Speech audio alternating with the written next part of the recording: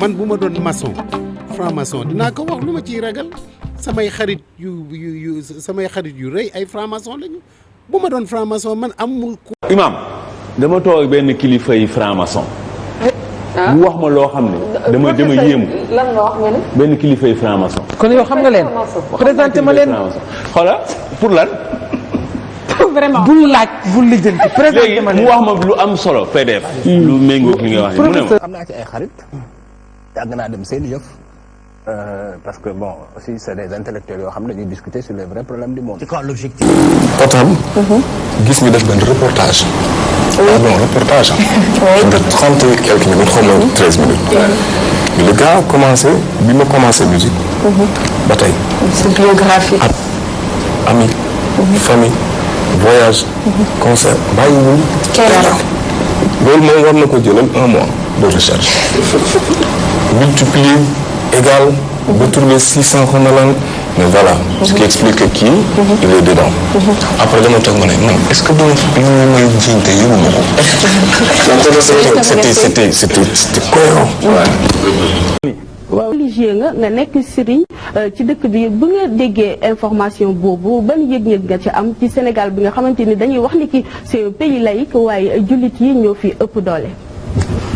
waaw ça dépend ci ñi nga xam ni ça dépend ci ñu ni ñoom man ki doon lii mbaa laa yooyu dama ko dul toppatoo ci ate mbaa ki ni duma toppatoo yooyu li may toppatoo mooy nit wala xadd karram naa bani adam wa hamalnahum fil barri wal bahr wa razaqnahum min at-tayyibat wa faddalnahum ala kathirin mimman khalaqna tafdila bu yàlla mayoon kenn xam-xam boo xam ne daay sax ay béjjën ñëw jàkkaarloo ma ne du ma jaaxal man xooluma yooyu xam naa ne daal yàlla moo teral doomu aadama Serigne Touba li munu jàngal mooy koo gis teral ko waaw kii nekk na lii mbaa nekk na laa nag yooyu lijjantiwuma ko bon dégg naa ko effectivement ñu ne am na ay franc-maçon yu fa doon man baatu franc-maçon sax laa gisagul ku ma wax mooy dëgg mooy lan ku ma ko tojal moom laa amagul ba tey waaw moom laa amagul ba tey dégg naa am na benn yu may dégg ñu naan ñoom nëbbuwuñu léegi te laa ay yooyu waaye am na ci sax ñoo xam ni. waaw yow dañ laa xam ci góorgóorlu pour defar jikko yi yenn saa nga jël sax ay sénégalais yoo xamante ni seen i waajur xëy na amatuñ woon yaakaar si ñoom. nga indi leen ci sa wet. wat leen ba ñu nekk société bi accepté waat leen. buñ jàppee ay loge yu mel ne maçon yi. dañuy yàq jikko yooyu de. dañuy xaar sëñ Modou Kara. ñooñu ñun loolu ci spirituel bi la wala temporel bi la ñoo naan ñii dañuy yàq jikko yi wala nangam ak i nangam xam nga bu fekkee njàngale la rek. ñun daal li nu ko tedd ki jàngal innal hasanaati yuzhibna sayyiati yu rafet yi bu ñëwee lumière la day gàcceel yu ñaaw yi. waaw bu nit ki ñëwee indi loo nga ne loo xam ne baaxul nga ñëw indi lu baax. humaniste nga sëñ Modou Kara humaniste la. nit moo ko jërëjëf yow loolu naa la ci neexal.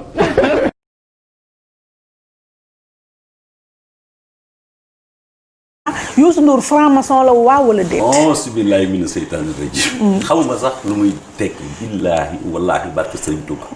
xamuma sax lan lay franc-maçon di tekki. ak nu muy organiser wu. man jullit laa fier de l'être. taalibe murit laa. saadix gëm kilifa yi nga xam ne ñooy ŋànk sunu tarixa yi. gëm ko ku nekk ci moom ma jàng ci ñoom lu bare. li nga may wax xamuma ko sax onsu billahi mina seytaani rajim. Avez-vous peur du dernier voyage ou du dernier concert?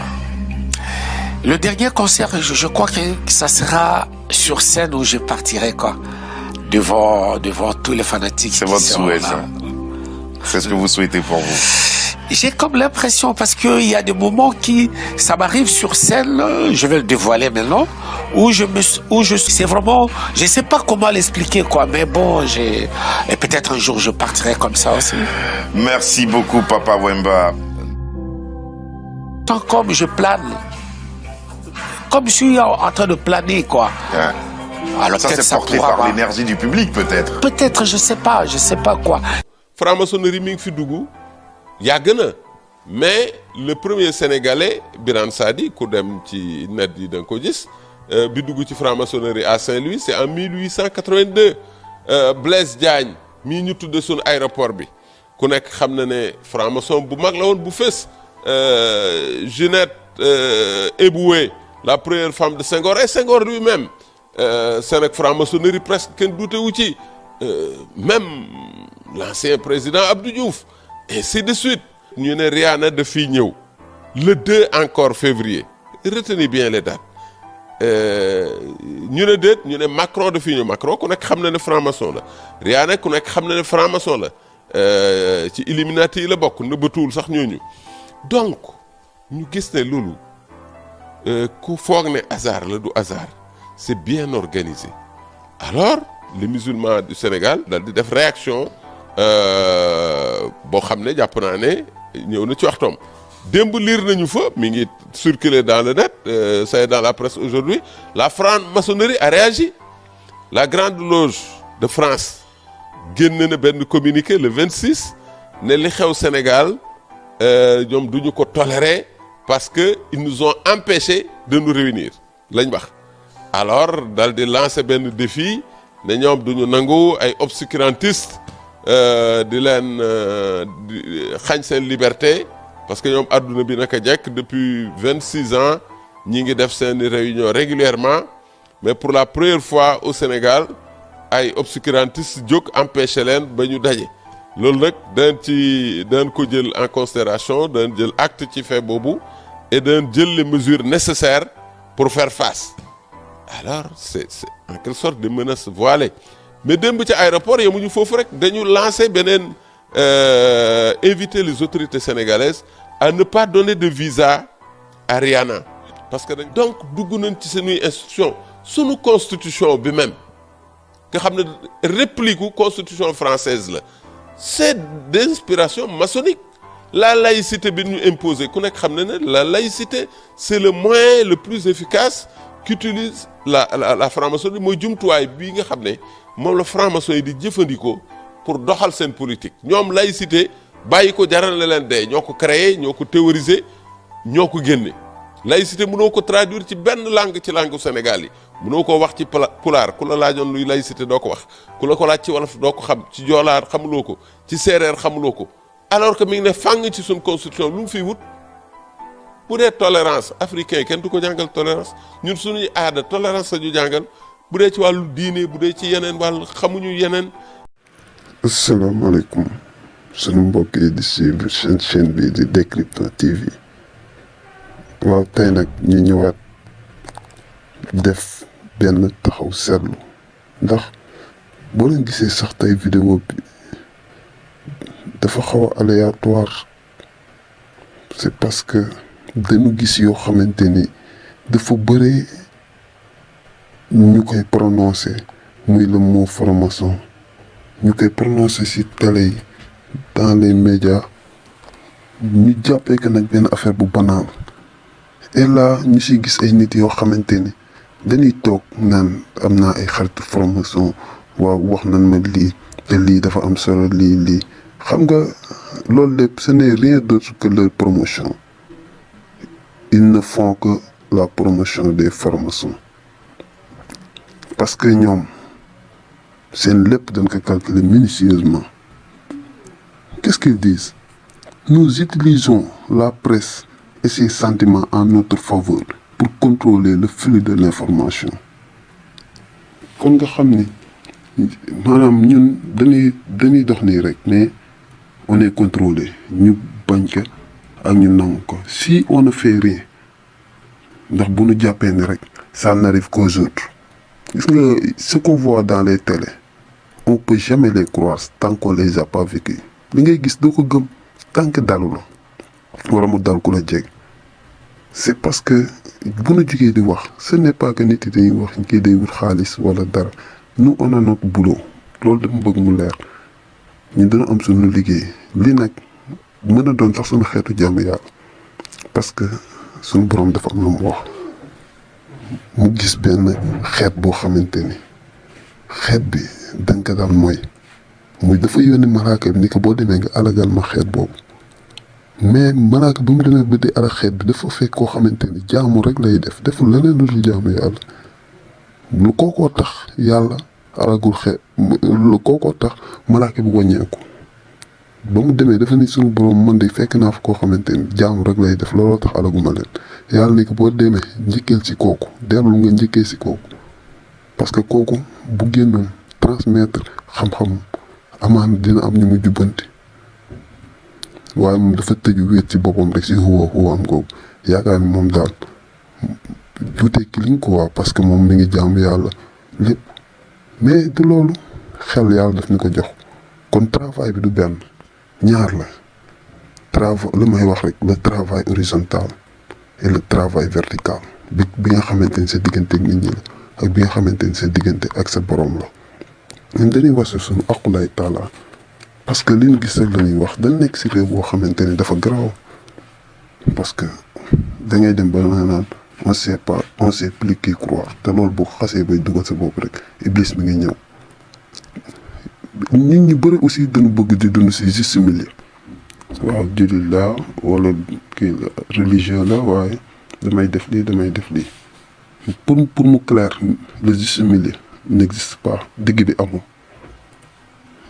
yaa jë yaa la moom yaa la yin et la yang maanaam iblis moo fi nekk ak yàlla soit da ngay ànd ak iblis wala nga ànd ak suñu borom mais le juste milieu amul ku jàpp ne yaa ngi ci juste milieu bi rek te avec le diable je vous le dis parce que dëgg bi rek laa leen wax essayé moo wax benn affaire boo xamante ni day blessé kii wala mu koy wax pour dara mais la vérité seulement rien d'autre que la vérité parce que qu'est-ce qu'ils disent encore oui la grande illusion de la liberté cela sera si grande que jamais ils ne sauront qui sont nos esclaves waaw gis nga parti bi moo ngande léegi nit ñi dañuy dox naan liberté di xeex naan dañuy xeex suñu liberté dañuy xeex suñu liberté su nekk ñu génn te xam liberté boobu ñoom xamuñu lu muy tekki si ñoom pour vous dire que ce que la liberté signifie chez les francs-maçons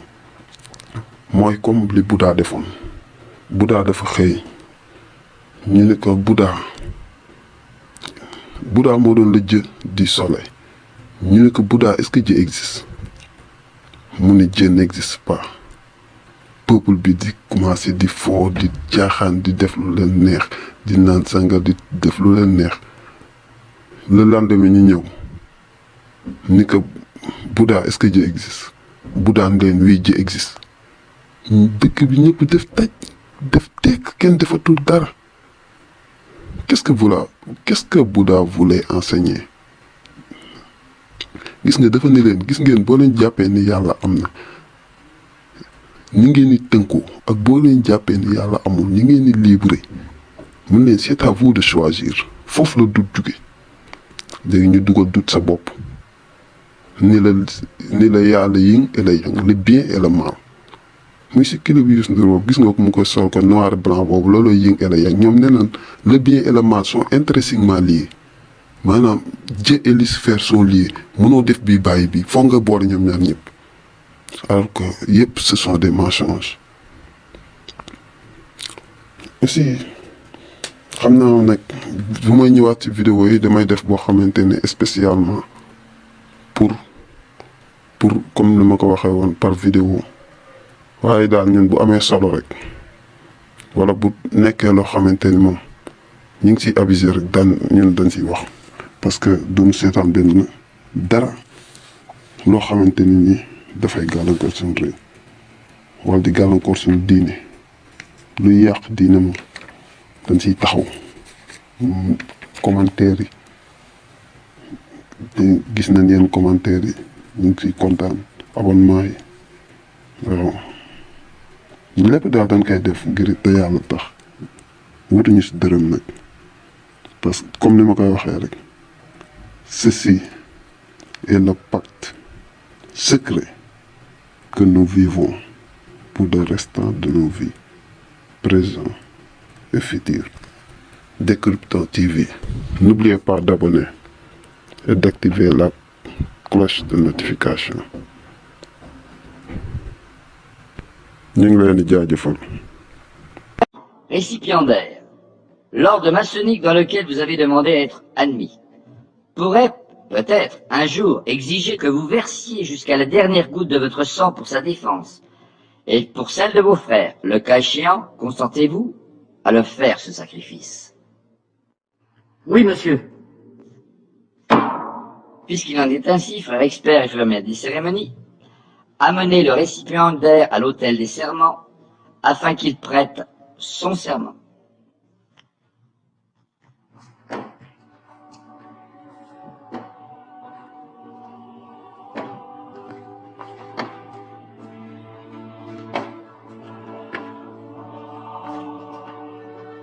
Récipiendaire, afin d'assurer les privilèges de la franc-maçonnerie uniquement à des hommes qui méritent de les obtenir, il leur est demandé de contracter un engagement de fidélité. Je puis vous assurer que cet engagement n'a rien d'incompatible avec les autres devoirs d'un homme et d'un bon citoyen. Consentez-vous à prêter ce serment solennel fondé sur les principes que je vous ai exposés, et vous engagez-vous à garder jalousement les secrets et les mystères de la franc-maçonnerie? Oui, monsieur. Je vous informe que votre serment sera prêté sur les 3 grandes lumières de la franc-maçonnerie qui sont le volume de la loi sacrée, le compas et l'équerre, et que dans cette respectable loge, ce volume est la Bible. Voyez-vous un inconvénient à prêter votre serment sur ce volume? Non, monsieur. Puisqu'il en est ainsi, frère expert, faites disposer les pieds du récipiendaire en équerre et placez sa main droite sous les 3 grandes lumières symboliques de la franc-maçonnerie, le volume de la loi sacrée, le compas et l'équerre, qui se trouvent sur l'autel des serments. Frère expert, mettez également un compas dans la main gauche du récipiendaire, une pointe appuyée sur son cœur.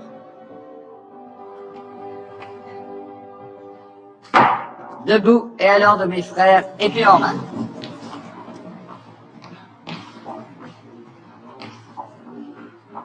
Récipiendaire, veuillez répéter après moi. Moi, Alain Pagès. Moi, Alain Pagès. En présence du grand architecte de l'univers. En présence du grand architecte de l'univers. Et de cette respectable loge de francs-maçons. Et de cette respectable loge de francs-maçons. Régulièrement réunis.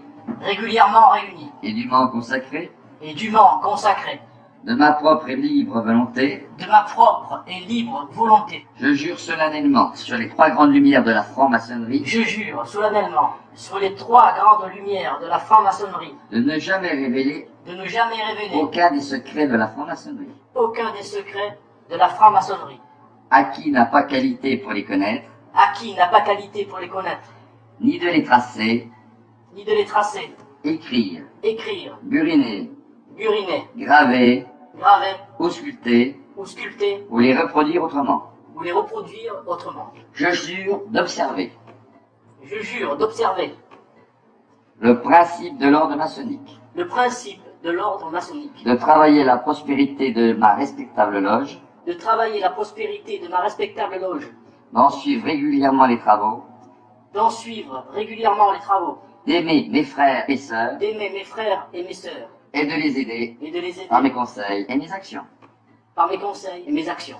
Je jure solennellement tout cela sans évasion. Je jure tout cela sans évasion. Sans équivoque. Sans équivoque. Ou réserve mentale. Ou réserve mentale. Sous peine.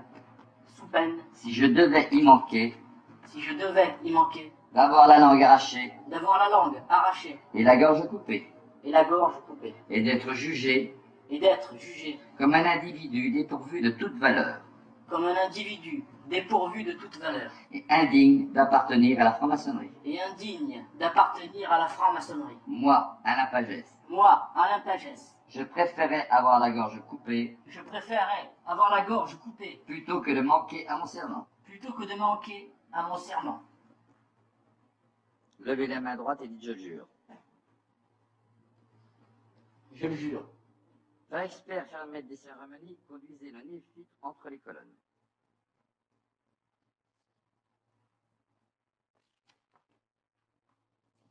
Tant d'hommes et de femmes célèbres ou anonymes sont passés par les mêmes épreuves.